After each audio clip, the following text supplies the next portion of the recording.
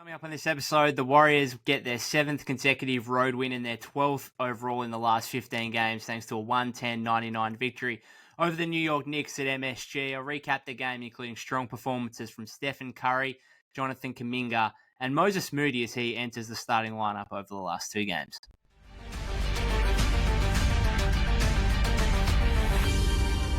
Yes, welcome back to the Golden State with Mates podcast. This will be a little bit of a quicker episode recapping the victory over the Knicks here today. It's about to go 8 p.m. my time, so by the time I do this, edit it, get it scheduled up, ready to go first thing tomorrow for those of you in America. I'll be about ready to go to bed, really. I've just come off playing a couple of hours of tennis, so I'm pretty knackered, but a good day overall given the Warriors got that 11-point win over the Knicks, a comfortable-ish wire-to-wire victory that really started with a 14-0 run to start the game where the Knicks couldn't get anything to go offensively. Steph Curry entering the game on the back of a shooting slump, you'd have to say, in at least 3 of the last 4 games.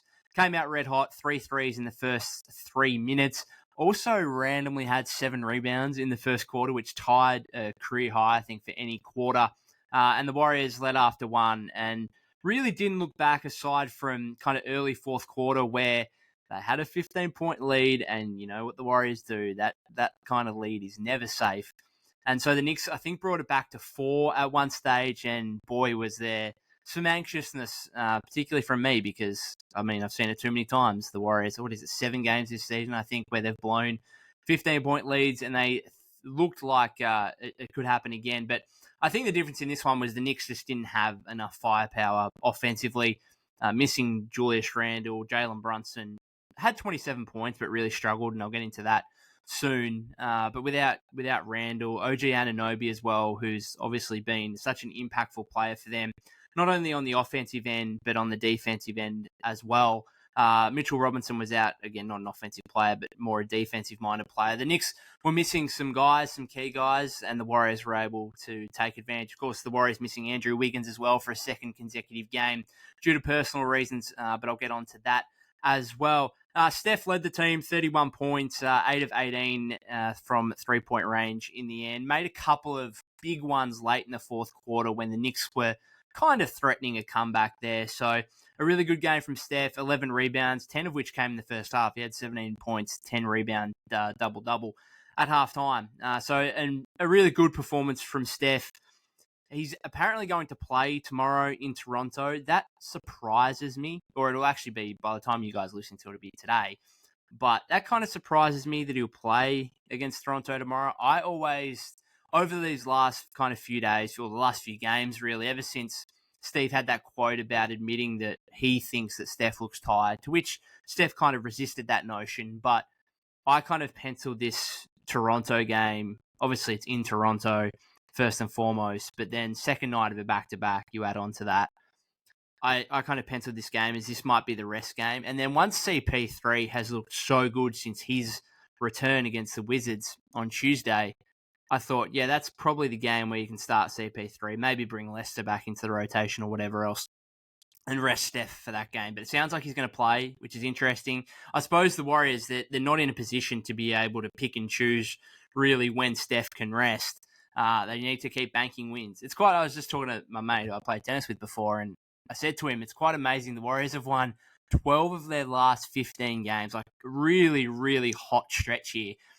And not just a hot stretch, but a sustained stretch of form right now as well. Like 15 games is a big sample size. And yet they're still 9th in the conference and, half a game ahead of the Lakers for in 10th. It's just quite amazing that you can go on that kind of run and still not be in the top 8 seeds in the conference, which goes to show you how poor they'd been up until that point so far this season. Also goes to show you the strength of the Western Conference. The Warriors are now 4 games over 500 and are 9th. Like, that's pretty ridiculous. But they've still got a long way to go here to try and get, I think, first and foremost, a top 8 seed to ensure they don't have a one-off elimination game in the play-in, to first get hopefully 2 opportunities in the play-in, and if they can get that, then obviously try and push up to a top 6 seed as well by the end of the regular season, so they can get a guaranteed spot in the playoffs. But until that kind of looks like it's going to materialize. It's pretty hard to tell Steph to rest when, not it hasn't got to a point where every game's a must win, but obviously every game is crucially important. And I went into this game against the Knicks thinking if the Warriors have any hope of being a top 6 or at least a top 8 seed at the end of the regular season, this is the kind of game against a Knicks team who were 3-7 in their last 10 games, who were missing Randall, OG, Mitchell Robinson. Like, that's a game you just have to win if you want to be the kind of team that the Warriors want to end up being. And fortunately, they were able to get the job done. So Steph, as I said, 31 points for him, led the team there, was a game high as well. But I thought this game was more about Jonathan Kuminga, if I'm being honest. His two-way impact in this game was absolutely sensational. And we know Steph, he had his breakout game at MSG in 2013 with a 54-point outing. And this wasn't quite that, I don't think, for JK. Like, he has 25 in the end, 8 rebounds. But I just thought the impact that he had on both ends of the floor, I thought he was the player of the game for me. I know the Warriors on social media labeled Steph the player of the game. I just thought JK was so dominant on both ends. Has, as I said, 25 and 8. Also has 2 assists, 2 steals, 2 block shots. Had that incredible sequence. One of the best sequences of his career, if I'm being... Now, okay, maybe that's a bit short-sighted. He's had plenty of highlight plays. But in terms of him not actually scoring the ball himself, that sequence in the third quarter where Brunson kind of went left, tried to attack him, tried to put up a layup, and he was right there and just smashed it into the first row and was just like, just get that shit out of here. And then on the inbounds, the Knicks missed the 3. He got a really kind of tough rebound in traffic. Steph ran the floor. He threw an outlet pass 2/3 of the way, basically, to Steph, who turned around and knocked down a 3. That sequence from the block to the rebound to the assist was absolutely extraordinary, and it was just such a good performance from JK. The kind of game where you look at and think that kind of game is made for him. I've seen, like, his scoring's been down a little bit over recent games compared to that sequence where he had double-digit games of 20-plus points. But I do think, like, he has got, like, there's going to be better opponents for him and worse opponents for him. And I think the teams that he's played recently haven't necessarily been great matchups for him because during this stretch of form, ever since he's developed into the Warriors' second-best scorer or whatever else, he's really been doing it without a 3-point shot. He's taken, so he had 21, I think, against the Wizards on Tuesday, has another 25 here. So he has 46 points in the last 2 games on 1 3-point attempt today, which he missed. And so he's doing this without a 3-ball whatsoever. And so I think defenses are starting to key in on him as, like, this guy's just so dominant driving the ball that we are going to send as many bodies and as many big bodies at him as possible. And I just don't think the Knicks had the capability to be able to do that today. If you look at some of the other teams the Warriors have played recently, like if you go back to the Nuggets, like Aaron Gordon is kind of a perfect matchup to try and defend JK. And that's probably something, like, if the Warriors to meet the Nuggets in the playoffs, I think that's something you'd be worried about. And then, like, the Lakers, when you've got AD kind of guarding the paint at center. To be fair, JK's had a couple of good performances against the Lakers in his career.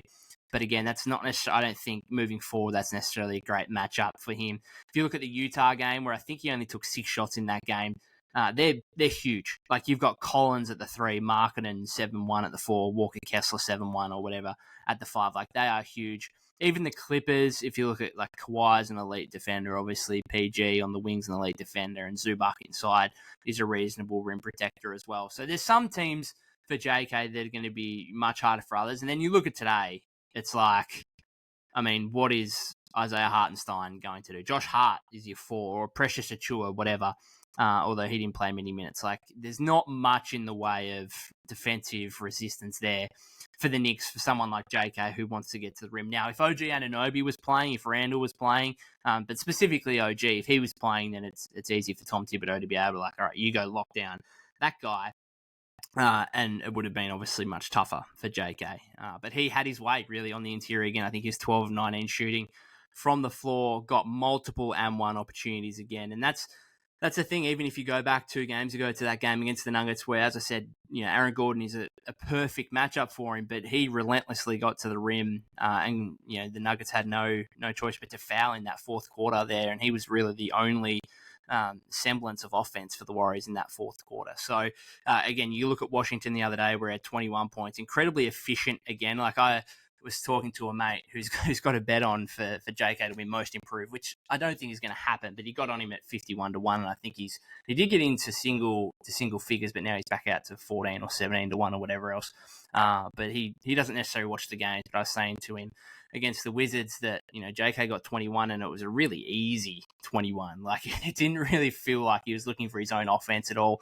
It was more so just in general play, running the floor, got a host of dunks. And when you've got, your front court of Kyle Kuzma and Marvin Bagley, again, not providing too much at the rim in terms of resistance. So, yeah, I think that's the whole point here is there's going to be some matchups for JK that are better than others. But in saying that, in this period, I suppose, before these last two games where his scoring has been down, I've been really impressed with some of the playmaking stuff from him. And to kind of signify that, I was having a look kind of at his whole career. So before this game against the Knicks, in his last 6 games, he had 3 games with at least 5 assists. And before that, in his entire career, he had 8 games of 5+ assists in his entire career before these last 7 games now, where he's had 3 games of 5+ assists. And again, today he only has 2 assists, but this was more a game where he can go and get his own bucket and look to be aggressive scoring wise. So just another fantastic performance from JK. And again, I thought he was the player of the game. I do also want to give a shout out, and I think, this is a big thing for the Warriors and something Steve alluded to as well in the post game. Moses Moody. So if you didn't watch this game and you just looked at the box score, didn't watch any of the game, didn't watch any highlights, whatever else. If you just looked at the box score and saw Moses Moody starting 8 points, 4 rebounds, 3 of 9 shooting, you would have thought, average game. But I thought this was a great game from Moses and his defense on Brunson in that fourth quarter. So Brunson has 27 points, but 11 of 25 shooting. Like, that's a good result for the Warriors, particularly given they're struggling a bit offensively, obviously without Randall as that kind of number 2 option at the moment. So that's a good result for the Warriors. And I thought some of Moses' defense on Brunson in the fourth, some of his defense in general, overall, particularly in that fourth quarter, was absolutely superb. Again, when the Knicks were trying to make a run and make a game of it, he had that block on, I'm not sure what the margin was at that point. It might have only been 5 or something like that, 5-6. And he had that play where he blocked Alec Burks, got the rebound, and then JK got an and one on the other end. That was a huge play. And so credit to Moses, who has come in here. Like, you've got to remember, it's kind of funny watching him play because you look at him play and you think, oh, that guy is just, he might not necessarily be a starter all the time, but he's a guy that, generally looks and feels like a guy that's in an NBA rotation, right? He doesn't look out of place by any means. But we've got to remember that on Sunday, less than a week ago, 5 days ago, he was out of the rotation against the Denver Nuggets. Not in the rotation whatsoever. And it's amazing how he can go from out of the rotation completely to Wiggs is out now for 2 straight games for personal reasons, and he's just catapulted to starting small forward.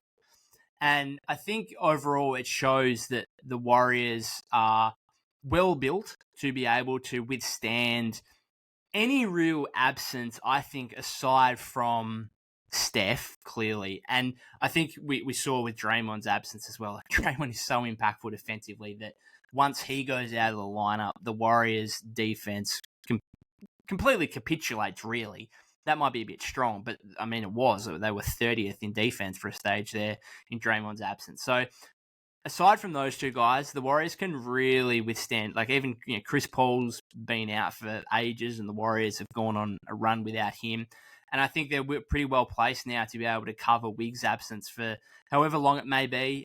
First and foremost, to Wiggs, hope that everything is fine with him. I'm not going to speculate on whatever the reasoning is or how long his absence is going to be. At the end of the day, his health and well-being, the health and well-being of his family is the number 1 priority. And again, here, I don't actually think the Warriors are going to feel his absence too negatively. Now, obviously, they are a better team when Andrew Wiggins is in the team, in the lineup, and playing in a way that he has over the last few weeks. And that's, I guess, the most disappointing thing about this is Wiggs was really building some momentum into his season, had been so much better over the last few weeks than what he'd been. Obviously, earlier in the season, had you retaken his place as the starting small forward and had that locked in, really providing a two-way impact, and had been fantastic. So that's probably the most disappointing thing from it. Hopefully, it's there's no update on him playing tomorrow. I don't know where he is right now. Is he in Toronto for tomorrow's game? I don't know. I doubt it. I doubt he'll be playing tomorrow. He might be out for a couple more games. The wording from Steve, I don't think sounds overly optimistic if you're a Warrior fan. Like, it sounds like, oh, well, we're hoping he comes back. Like, we expect him to come back. But it doesn't sound overly positive. So whatever period I think it is, I think the Warriors are still well placed to continue their momentum here of 12 wins in the last 15 games. And Moses Moody is a huge part of that, and full credit to him. I think the biggest thing for Moses today was he played 25 and a half minutes, which was his most minutes in a game since December 6th. That's nearly 3 months ago. January, February, nearly 3 months ago. And so for Steve to be able to trust him against, again, the box score, 8 points, 4 rebounds, 3 of 9 shooting, doesn't sound great, but you can see the impact that he had on the game by the fact that Steve, who has been notorious for not wanting to play Moses Moody at all, the fact that he played him for 25 and a half minutes, the most he's played in nearly 3 months, the fact that he was a game high plus 23 in the ball game, plus minus. Like, this was a dominant game from the starters. The Warriors starters, all 5 of them were at least a plus 17 in the game, and then a few guys off the bench were in the negative plus minus, or negative double digit negative plus minus. So this was a game the starters really dominated, and that was obviously opened up with a 14-0 run. It plays a big part in that. So the bench was less productive, but I think there were still some strong signs. Klay had a weird game. He had 16 points, which is okay. 4 of 10 shooting from 3 is okay. Missed a few shots as well. And then some of his stuff early in the fourth quarter was not good. And he didn't close this game again, and rightfully so, even though, again, you look at the box score and see 16 points, you might think that's okay. He had a couple of plays early fourth quarter when the Knicks made that run. I think so they were on a 7-0 run at one stage. Klay had the ball. He tried a behind the back pass, and I actually don't know what he was trying to do. He threw it behind the back to half court, where the Knicks picked it up and went for a layup on the other end and extended it to a 9-0 run, Warrior timeout. I tweeted at the time, I think that might have been the worst turnover, or a lead candidate for the worst turnover from anyone in the NBA that I've seen this season. Now, again, that might be a bit over the top, but in terms of, I've watched every Warrior game this season. I don't recall a worse turnover. There's been worse turnovers, I suppose, in terms of the point of the game that it was, like in the last couple of minutes or whatever. But that was still a big one with the Knicks, gaining some momentum there, cutting into the deficit.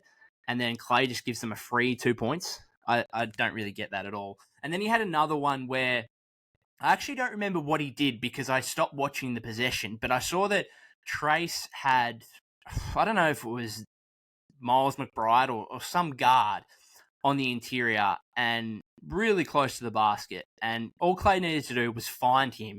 And I think Trace has got enough of a post game. I think he's displayed that he's got enough of a post game, enough finishing touch around the basket to, if he's got a genuine mismatch, and I'm not talking about him on a wing like a 6'7" guy. I'm talking about, like, if he's got a 6'1", 6'2", 6'3" guy, like, give him the damn ball. Like, come on. And he just didn't. He just didn't. Trace stood there, didn't get the ball, and then Klay went into a left-hand layup and missed it. That's what happened.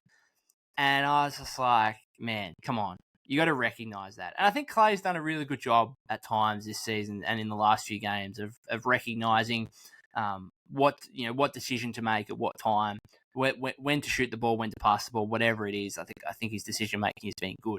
But that one, a couple of those today with the behind the back pass and then not feeding Trace in the post, I thought was really disappointing. But it is what it is. I want to give CP3 a shout out. And again, I go back to what I said about Steph before, where I would actually rest him tomorrow in Toronto. It doesn't sound like they will.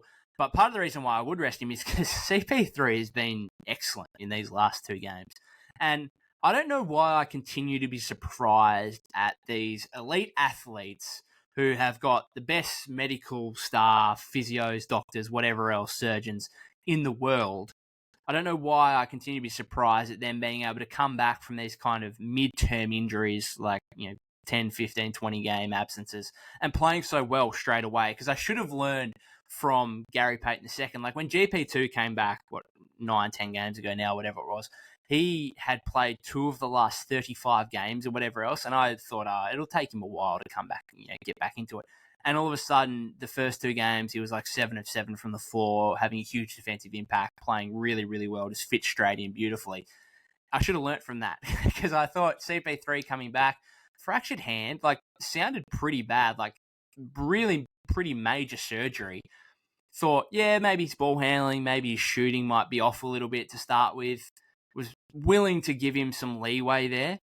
Nah, straight into it, fit in beautifully. And it's not just the numbers for him. So he has 11 points, 4 rebounds, 6 assists, 3 steals today. Against the Wizards, he had 9 points, 4 rebounds, 6 assists, and 4 steals. 3-point shooting looks perfect at the moment. He's made at least 4, I think, over these last 2 games. Willing to take them as well, which has been good to see.